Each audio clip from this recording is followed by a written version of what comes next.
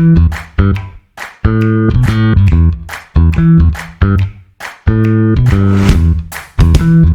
listening to the Common Fan Podcast, a Husker football podcast for the common fan by the common fan.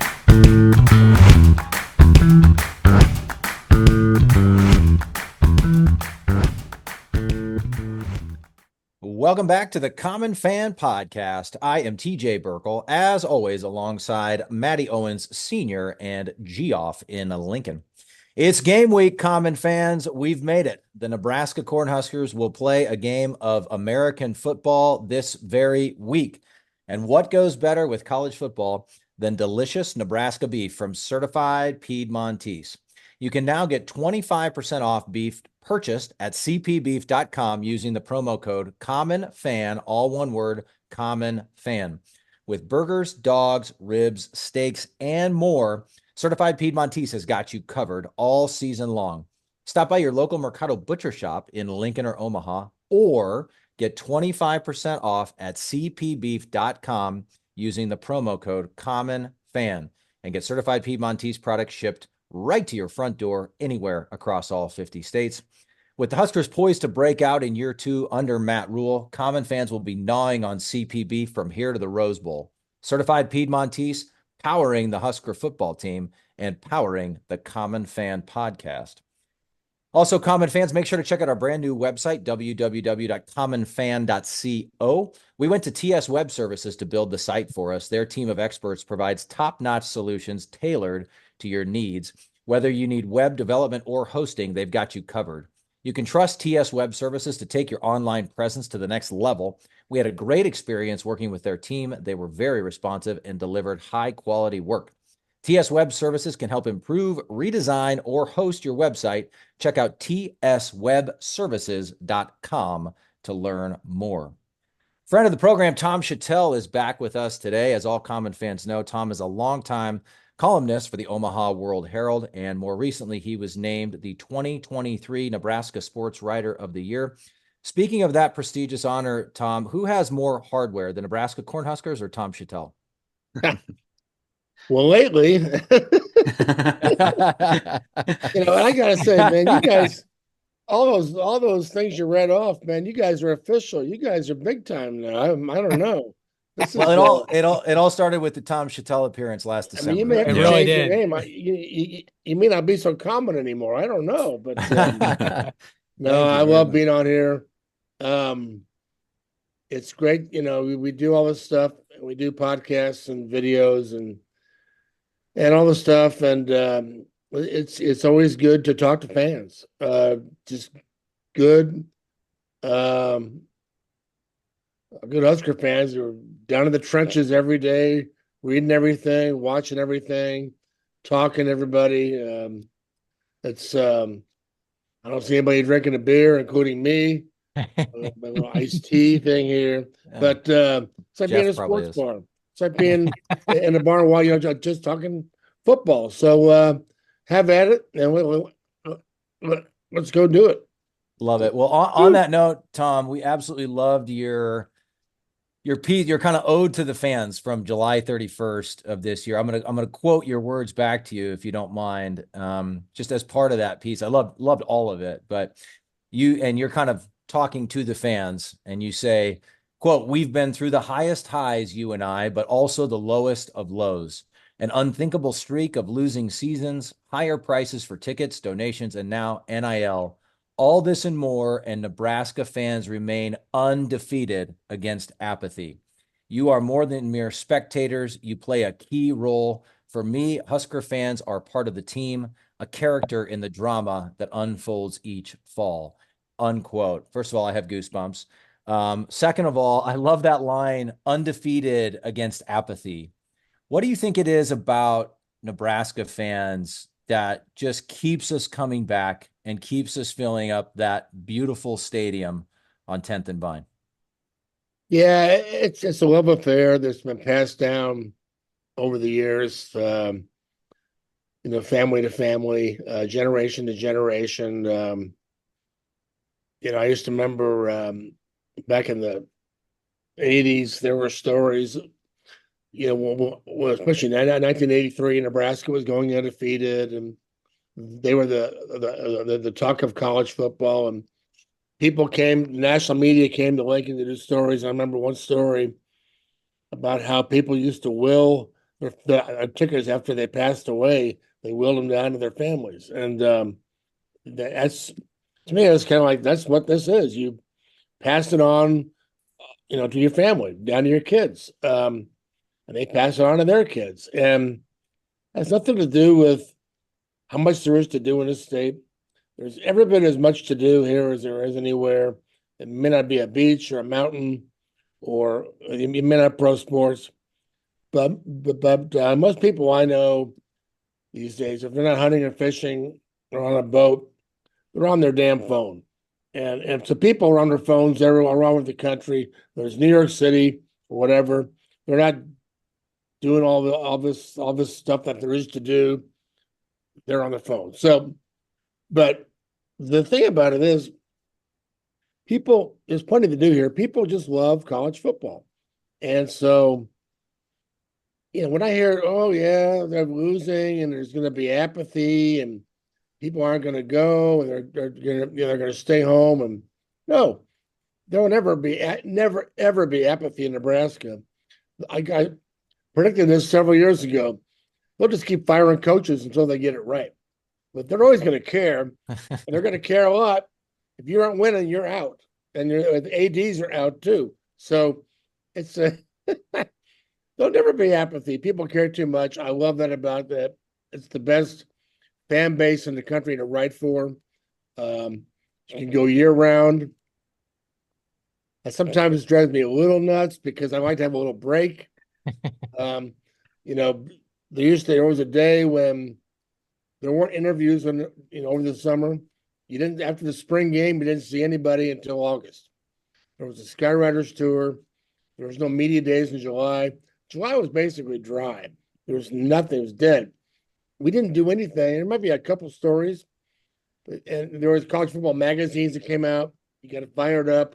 August showed up, and here we go. Now it feels like it's just a year-round sport now. Transfer portal made it that way. NIL. It's a different game, but I still get fired up in August. I always will. Us too, Tom. Hey, in that same piece from July 31st, Tom, you went on to talk about fan expectations for this season, and I think we all know that optimism is sky high for year two under Matt Rule. And we've even got Joel Klatt out there, who Joel Klatt is, the last several years has been one of the few national media members that has kind of still has a positive view of Nebraska. But Joel Klatt's out there saying we're a borderline playoff team. Have we, even though haven't had the success the last 6-7 years, have we reached a point where 6-6 in a bowl game would potentially be a disappointment? I hope not, because they haven't had it. It should be for a parched man out in the desert. It should be a nice drink of water. It should be, and you hope it's not a mirage. I think it's what I look at it is, the bowl game is really important. The bowl game means you've won enough games. Of course, 6-6. We can argue whether that should be a bowl or not. But usually, a bowl game means you're winning more than you're losing. You've done something right. Back in the day, Nebraska went to the wrong bowl. It means that they did something wrong. But we're way past that stage. To me, I don't care about the number, and I'm trying to think of some kind of prediction for Sunday. I don't care about the number. What I care about is they learn how to win. To me, that's what this season is all about. Learning how to win, creating winning habits, closing games, making plays, holding on to the ball. That's what this is all about. And even Matt Rule himself has said, year three is when all the big stuff usually happens. It's not really necessarily year two. But year two is when they learn how to win, when they take the next step. And I really believe this is a step-by-step process. I don't think it's all going to come rushing in this year. Now, the schedule. People look at the schedule and go, well, I've heard people say, oh, it should be 7-0. Well, how can they be? How can you say that when they haven't won 6 games in like 7 years? I haven't seen six, much less 7. So I can't predict that. I understand what people are saying. They're judging the schedule on a Nebraska from a different era. Nebraska's lost to these teams. And in fact, teams like Indiana and Rutgers and Purdue and Illinois are saying, hey, they're saying that about Nebraska. Hey, we can go to Lincoln and win. And that's a game we can win. So Nebraska has to flip that and change how they see themselves, and that will change how other people see them. But I think the fans they're going to do what they're going to do. They're going to pick 7, 8, 9, and I always laugh. People ask me, "Well, what do you think about the Huskers this year?"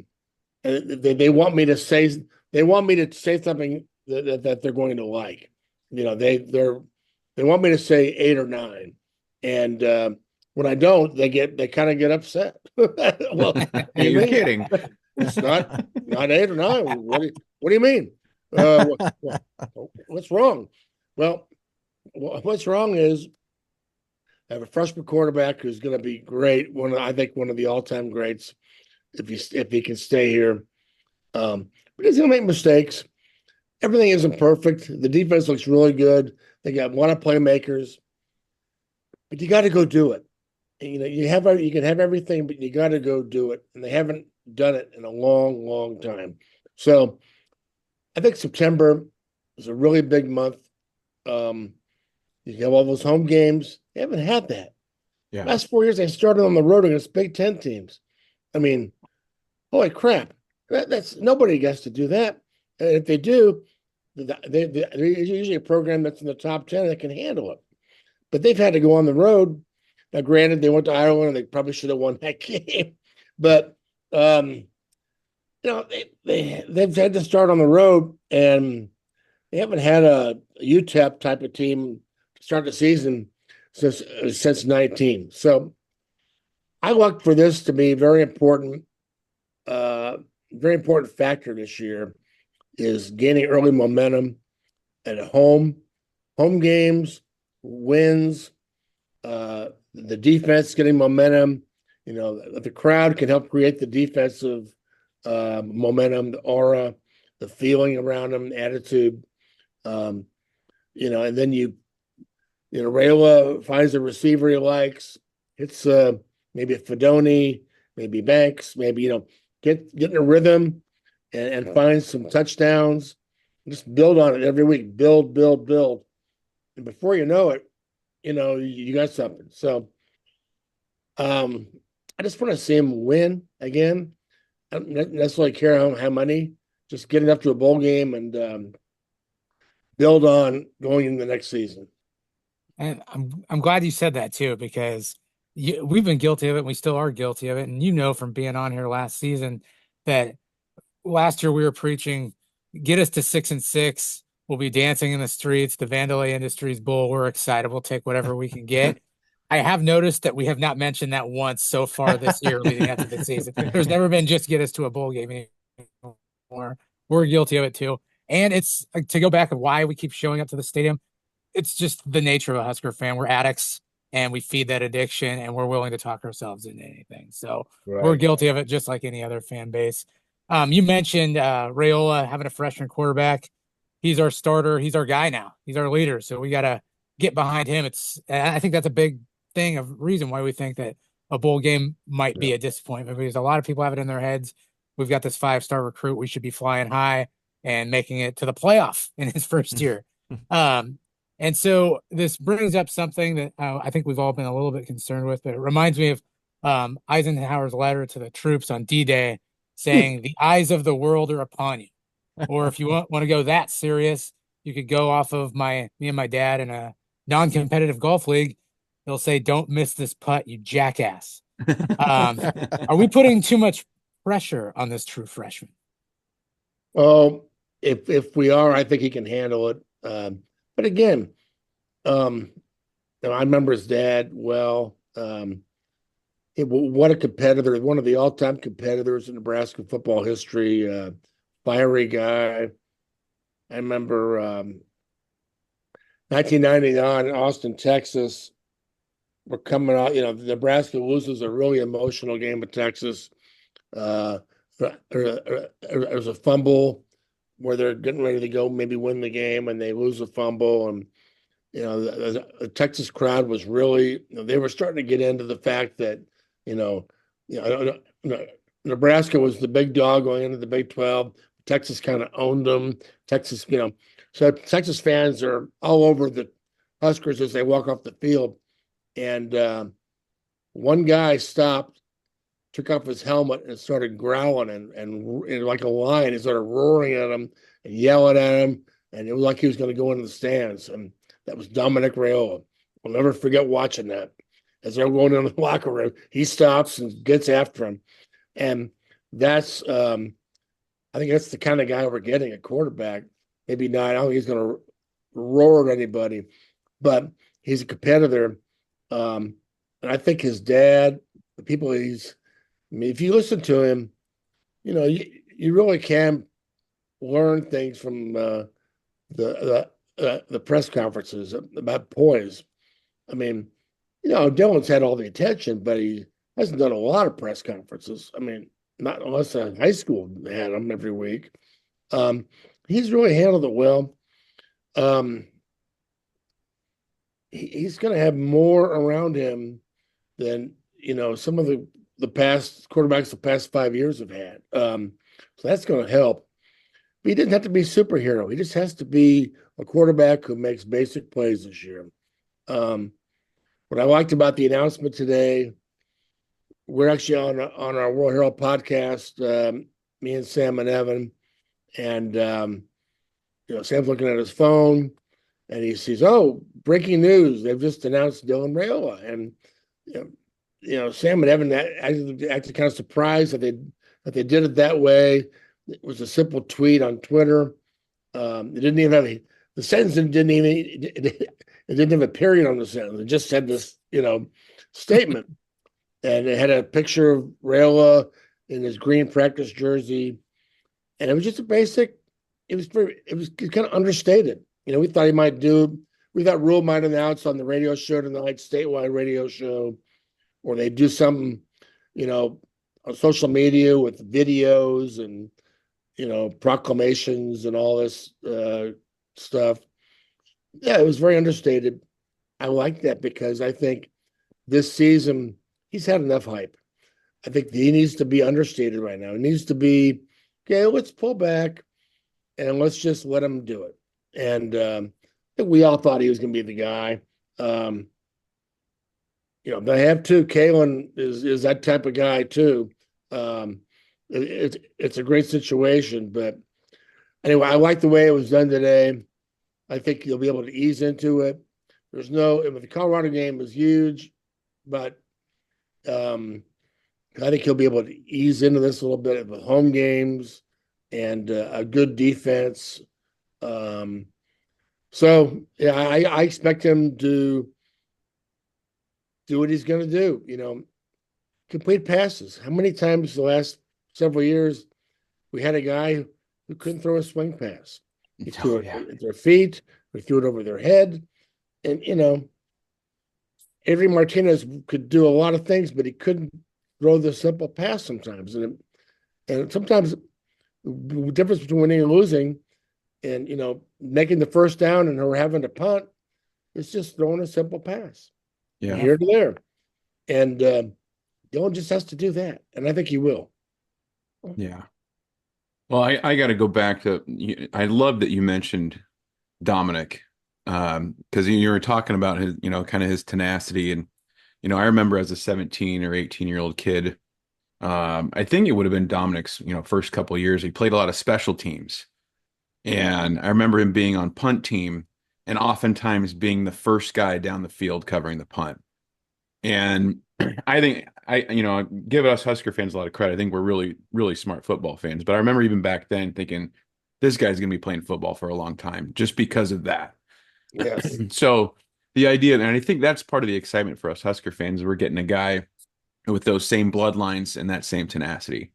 Um, so just piggybacking off of that, I'd like to know, in your opinion, Tom, what's more important to this year's Husker team?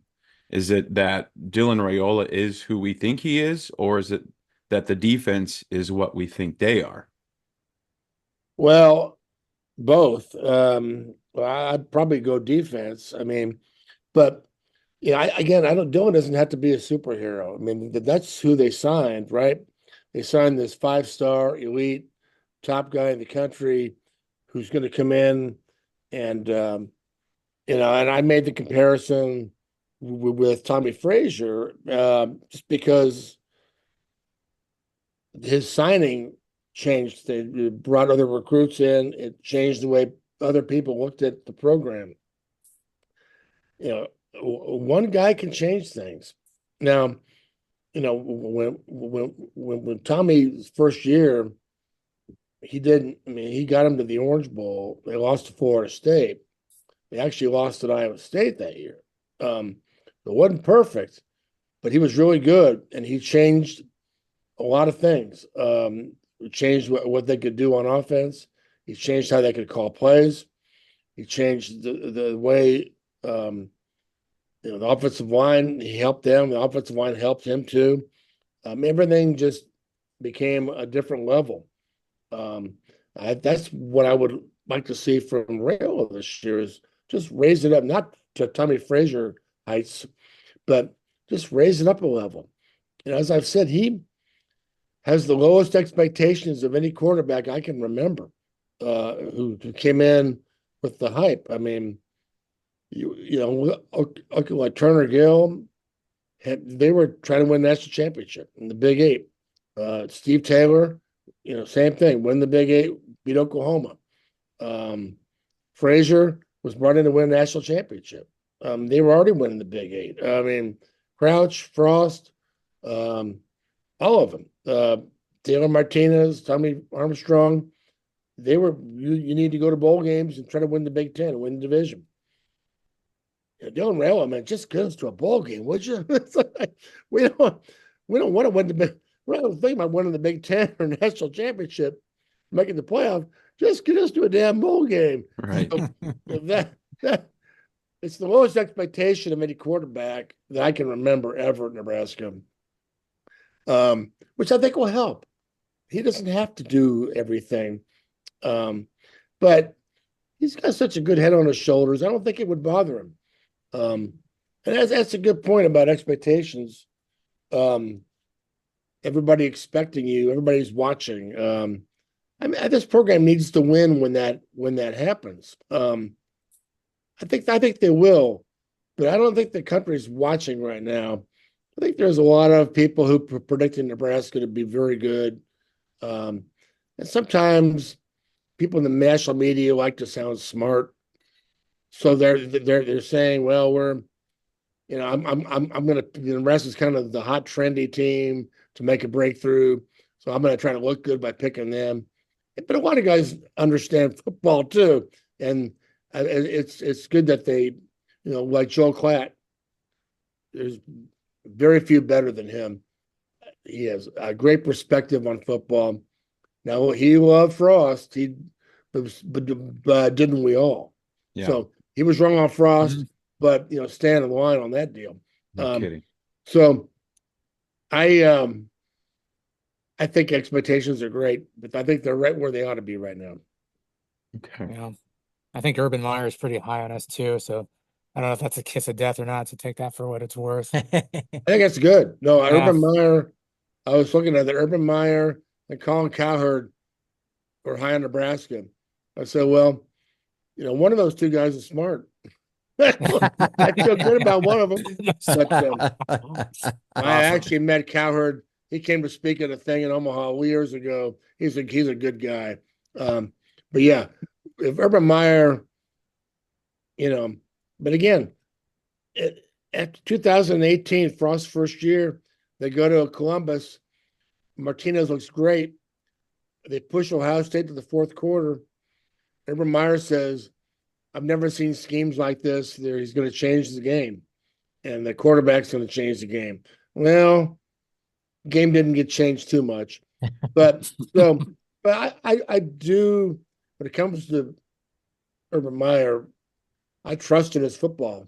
Always, I'll believe in everything he says on that. So, Yeah.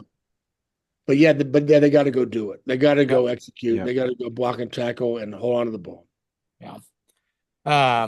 Well, good point. I mean, as long as we're at least, let's say, average on offense, pair that with our defense, we can do some good things this season. Tom, just to pivot here, you did talk to athletic director Troy Dan recently, and he brought up the possibility of reevaluating non-conference games for the sake of teams giving themselves the best possible chance to make the playoff. He didn't say it this way, but wasn't his message basically that Nebraska would consider removing some of the more difficult games in a future year's schedule against non-conference opponents if it helps our chances of making the playoff? If that is what he was saying, basically, is college football losing something if that happens, so to speak? Yes. Yes, absolutely. And I think it'll be commonplace. But it'll be interesting to see. It may not be that way. It may not go that way. The playoff committee may reward those kind of games.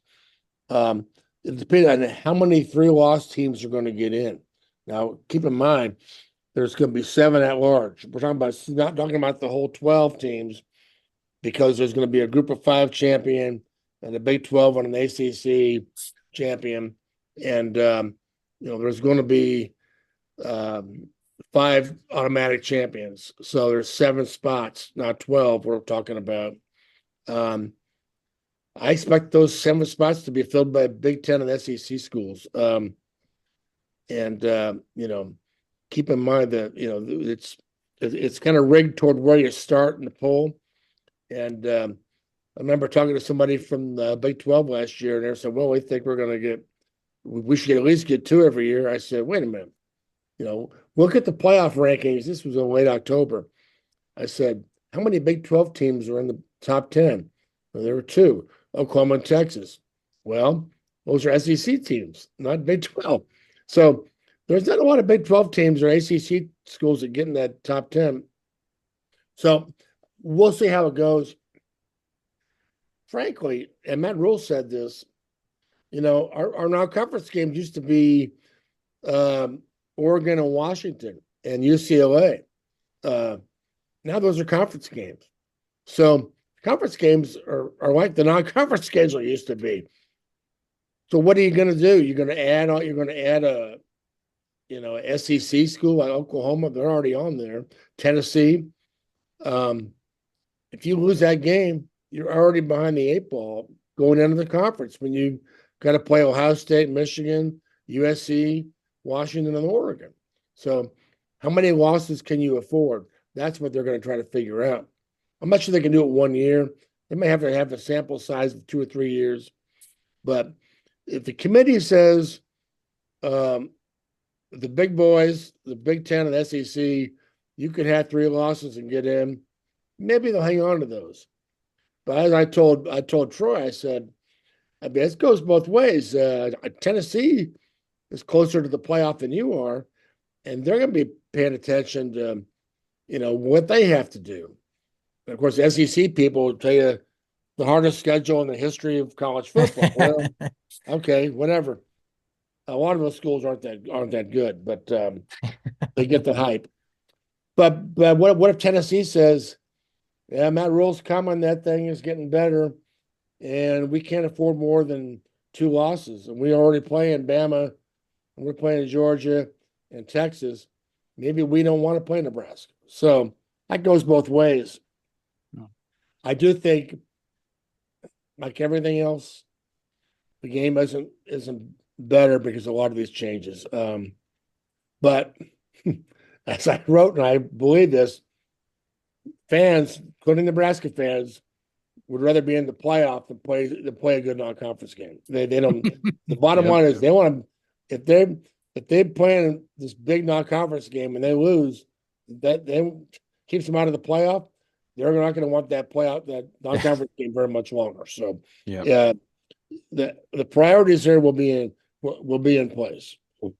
I think we can all agree that Notre Dame schedules the toughest schedule every year. Just to Damn throw it, that Jeff. out too, Tom. I just want to stop make it, that known to Jeff. everybody. Tom, Jeff's our resident. He's a Nebraska fan, but he grew up in a Notre Dame household, so he's conflicted. And he just spouts this nonsense sometimes. So we have to put him back in his place. Well, sometimes. Notre Dame will be an interesting case too, because what will they do have all those games. But what's the future of like Notre Dame USC? Right. What if USC says, hey, we don't want to do this anymore? Yeah, we got all these games. We don't need you. We don't need to play you anymore. Yeah. What Notre Dame starts to have a hard time getting games because people don't want to play them because they're trying to make the playoff. Yeah. That's when they'll join the Big Ten as a partner or in a alliance or some kind of a agreement. Okay, we're not really in the Big Ten, but we're playing Big Ten schools. I mean, NBC can make that happen. NBC is Big Ten and Notre Dame both. So I can see that coming. Yep. And it'll be couched in a way where Notre Dame can save face. We're still an independent, but we're like an affiliate of the Big Ten. Kind of like they are of the ACC. It just makes more sense to me in the Big Ten. And by the way, they get more money out of it too. They like their money. The Irish like green. So they do indeed. Oh, we're pious guys. We can appreciate a good Catholic school, liking its money. Jeff, most overrated college football team of our lifetime. Okay, moving on. Speaking of the playoff, Tom, it's a brave new world in college football. We talk about this often on this program. I think there's a lot of uneasiness when you start talking about NIL and revenue sharing and transfer portal and fans. I mean, it's hard to keep up with all the changes, frankly, even for informed college football fans. I always come back to this. It's hard for me to imagine a day where I don't get excited waking up on a college football Saturday. And it's hard for me to imagine a day where I see those beautiful helmets running out of the tunnel and don't have the same old feeling that I had when I was 8 and 10 and 12 years old. And I think that's where a lot of fans are going to come down. So we actually had a question in here for you about your thoughts on the expanded playoff. You answered that beautifully in a recent column. I'm going to read a little bit of it. Again, reading your words back to you, but man, I told you before we started recording, it feels like you're always great, Tom. We're big fans all the time, but it feels like this summer in particular, you've just taken the ball and stepped on the mound and just thrown strike after strike and thrown 7 different kinds of smoke. So well done. How do I still love this game? Let me count the ways. And then you go on, you talk about loving August and the AP top 25 arriving like Christmas, and the run up to college football season, and how everyone is undefeated in August. And then you talk about, moving on from that, you talk about loving Saturday mornings and the Saturday sports section and tailgating and marching bands and the game itself, most importantly. I love how you talk about, it's more corporate. It is more like the NFL, but when it's 4th and goal or 4th and short in the 4th quarter, everybody's looking at the field and everybody's looking at those young men and who's going to make a play. Right. And that will never change. And so it was just, everybody go read it, get your subscription to the World Herald if you don't have it. But I'd love you to expand on this part in particular. Quote, I'm going to love the expanded playoffs. I'm going to love those games in campus stadiums. I grew up with New Year's Day as a national holiday for football fans, the siren that we all fell in love with. The college football playoff means more football, and it will revive New Year's Day traditions and passions in us old spirits and give a new generation a reason to fall in love with the game. My God, I feel like that's like James Let's Earl go. Jones in Field of Dreams. Oh my gosh. That's He's got a better absolutely. voice. Yeah, he does. People will He come, Ray. does.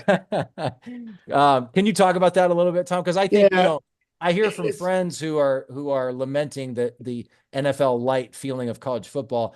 I just think the playoff in particular is going to be like Christmas come early for college football fans. yeah, and for so long, college football had that kind of definition. We were all about January 1st. There were 4 games that mattered, and the national title just was in one of those 4. And so, yeah, that's the day you sat around your family and you watched game after game after game. And Fiesta first, then the Cotton, then the Rose at 4 o'clock, then the Orange and Sugar at night. And for me, the Big Ten people they fell in love with the Rose Bowl, the sun setting over the mountains, and Michigan, Ohio State, and whatever USC.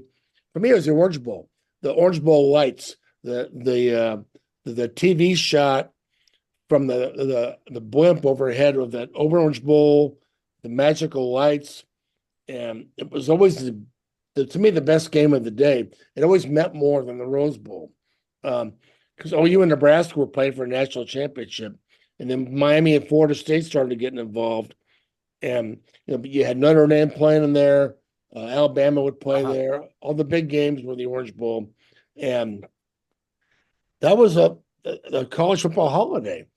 So over the years, the BCS and the Alliance and all this stuff, have just bit by bit taken apart that tradition, because the games were here and there. The playoff came, and then Rose Bowl wanted to be part of it, and then they didn't.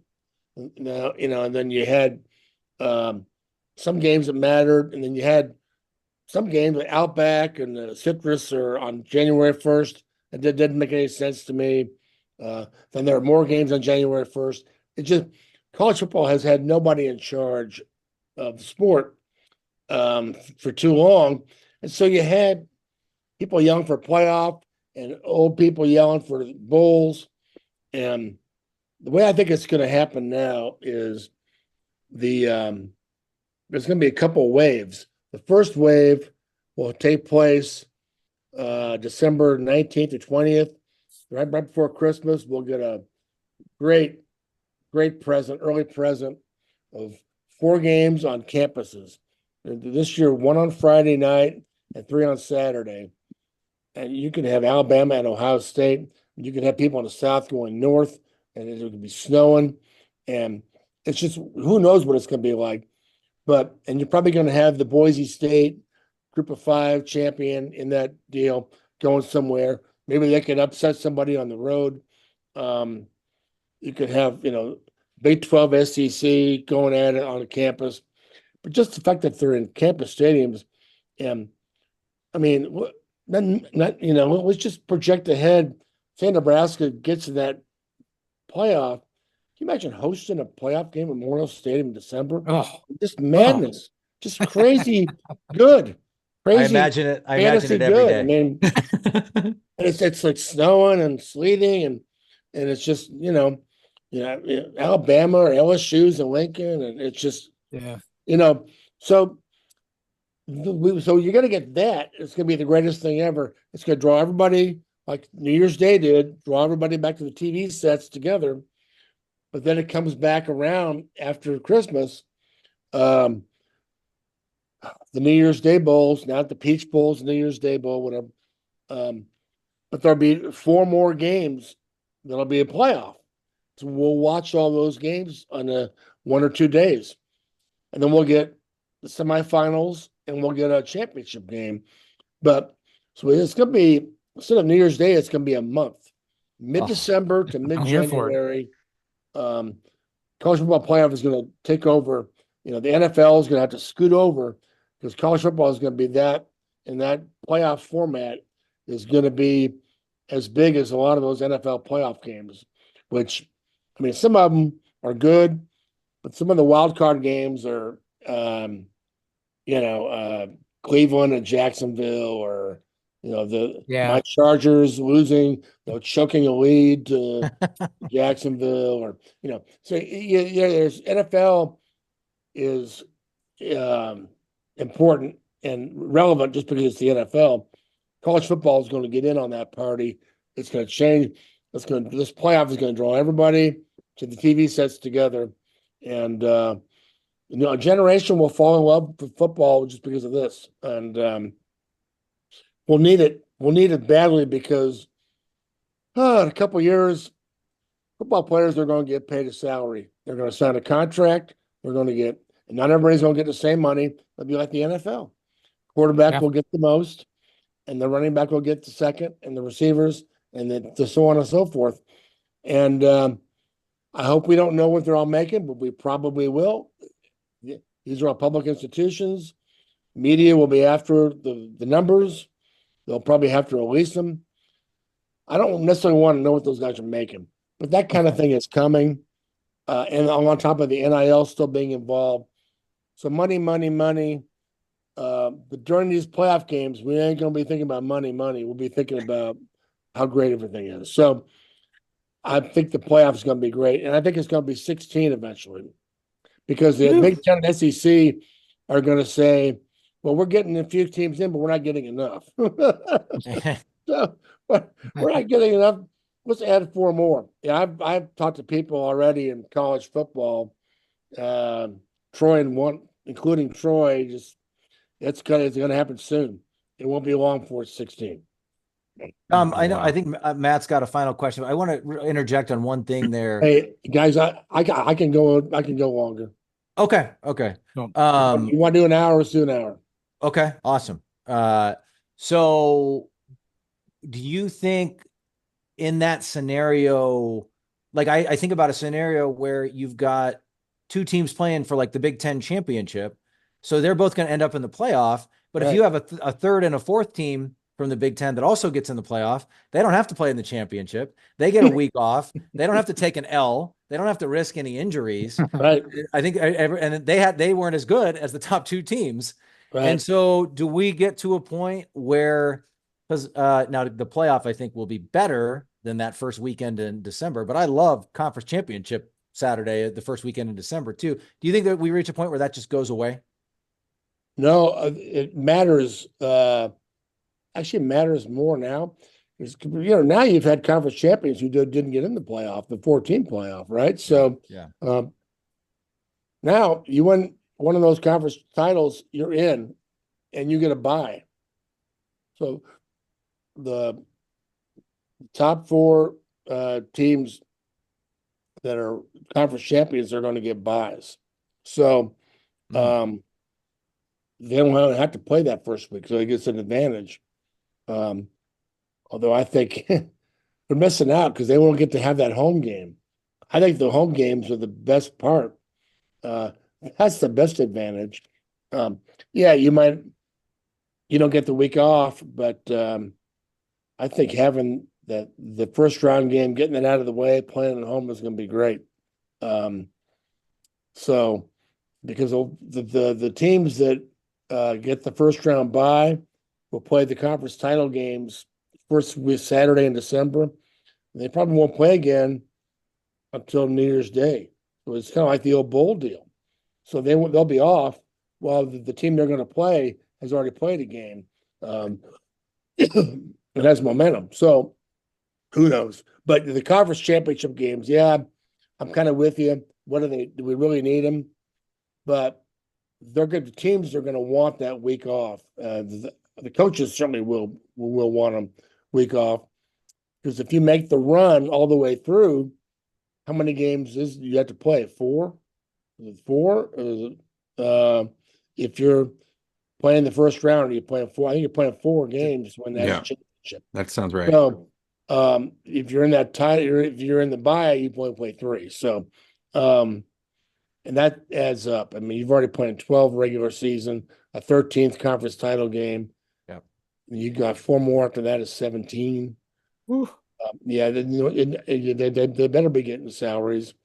And more important than salaries, they should have health care. They should Yeah, have those kind of benefits that put the wear and tear on bodies, especially for kids who aren't going to go to the pros, so who might get hurt. So that's a whole other topic. But anyway, I also like, just to put a bow on it for as TJ would say, bowl games matter again. Bottom line, for the longest time, it feels like if you weren't in the college football playoff, if you're not a Nebraska fan, I should say, that bowl games didn't really matter. And hopefully now you don't see those star athletes sitting anymore. I remember that would just drive me nuts, that your team would yes. make it to a bowl game and nobody that you cared about was playing in it. So I think overall it just makes the entire season more exciting. Well, I think the bowls will shrink. There'll be a lot of bowls that go away. Those sponsors are going to, I mean, athletes aren't going to play in them. The top guys aren't going to play in those games. And frankly, the boosters and donors are going to look at it like, I'm not going to that bowl game. It's not a playoff game. Yeah, I'm mad we didn't make the playoff, so I'm not going to that bowl game. So I think there'll be a negative impact on a lot of bowl games. But let's be honest, some of those, there's too many bowls, I think. So, and if you go 6-6, you shouldn't go to a bowl. I don't think. I mean, hell, I'm old and gray enough to remember that you had to be 8-3. If you weren't 8-3, you had no chance. That No. 78 Missouri game, Missouri was 7-4. No, they were 7-3 going to Lincoln. They had to win the game. They had to beat number one Nebraska in Lincoln to go to a bowl game, and they did. But it was a kind of a shock. But they weren't expecting to go to a bowl. So 6-6 shouldn't be a bowl. So I think fewer bowl games, and then take the other bowls become like the NIT, and then it becomes a vehicle for coaches who are building a program like Matt Rule. Yeah, we went to a bowl game, didn't go to the playoff, but we're building. We went to that bowl game, and it helped us get better. We got more practices, so on and so forth. So some will embrace the bowls, but a lot of people won't. And I think it'll do away with some of them. Yeah. Yeah. When there's, 40 bowl games or whatever, and it seems like every year we're looking at which schools are eligible, and when we're trying to find 2 or 3, 5 and 7 teams because there's not enough slots to fill. I'm always kind of in one that's like, who cares? It's all football. Like, give me all the football you got. But and it's, as long as we can keep the Pop-Tarts Bowl, so we right. can see that majestic event unfold again, that'd be great. But Listen, let's not dismiss these bowl games until Nebraska's good again. yes, oh, yeah, that's right, exactly Let's right. keep plenty of bowl Yeah. games for now. Plenty of bowl games for now. That And Duke the Duke Mayo Bowl. cheesier the sponsor, the better. Yeah. Well, Tom, you've been absolutely generous with your time. I do want to go back. We talked about expectations, and if 6-6 in a bowl game would be enough. We kind of try to twist some arms on the podcast and get a record prediction. So, would you be willing to give us a record prediction for this year's Nebraska football team? Well, I'm holding off until my Sunday column, so I probably That's fair. won't. But I will say I expect to go to a bowl, and I expect them to learn how to win this year. I think they'll get that back in there. Close games, they'll figure out a way to close some of those close games, fourth quarter deals, and really turn the energy into positive and hold on to that ball. It won't be perfect. There are going to be games where they penalties and they lose a ball or two, but I've always believed, because I've seen it, that talent erases mistakes.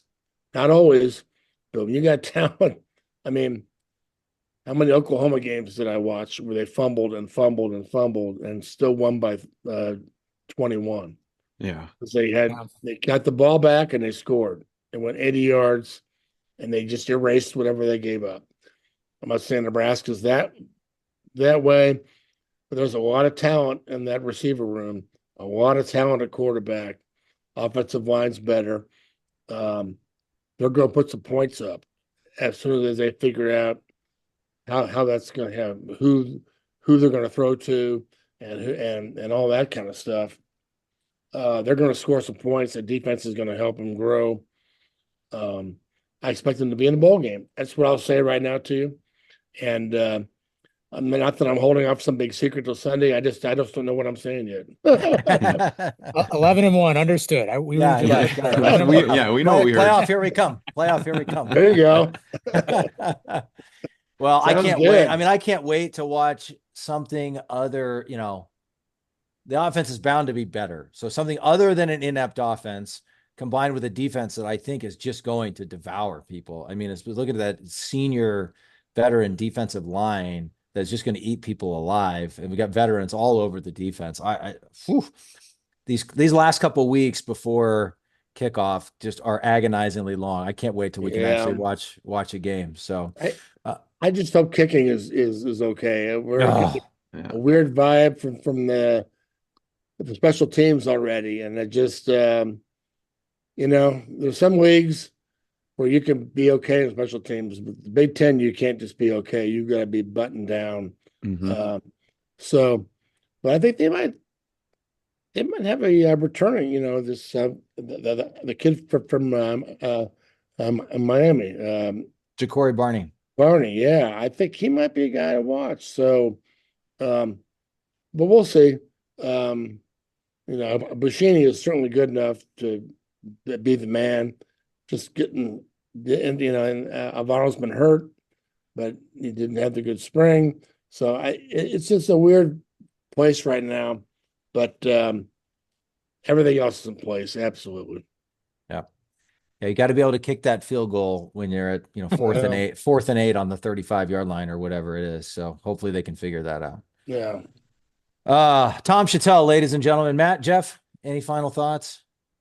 No, thank you, Tom. Yeah, thank you, Tom, once again for joining joining us. I talked to Silly. All right, perfect. No, Tom. No.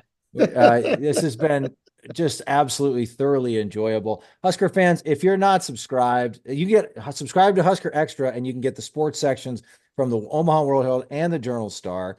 It's almost football season. If you haven't done that yet, what are you even doing? Let's make it happen, and you can read all of Tom Shatel's fantastic stuff all season long. So get subscribed. Tom, it's always just a true honor and pleasure to get the chance to talk to you, and hopefully you'll come hang with the Common fans again sometime. I'd love to. Maybe we can do it like in person sometime. You guys have all these great props behind you. I want to see the props. Well, we'll throw like your history and merch and all the classic stuff. You guys got all this good stuff. Well, like your Sunday column, we'll throw out a little teaser that we're planning a Common Fan tailgate. We're not ready to share. We're not ready to share all of the details yet. But Tom, we'd love to have you swing by the Common Fan tailgate. And I know that's a work day for you. I would say beers are on us, but if that's a work day for you, then steak sandwiches are on us, or burgers. There you go, something like that. Let me know. I'll give you some love. We'll get it hyped up. I love it. Awesome. We'll definitely let you know. Cool. All right. Tom Shatel, ladies and gentlemen, Common fans, congratulations. Our long national nightmare is over. We've survived another off season. It's time for college football again. It's time to believe in Nebraska football again. We'll see you all on Saturday. Until next time, as always, GBR for life.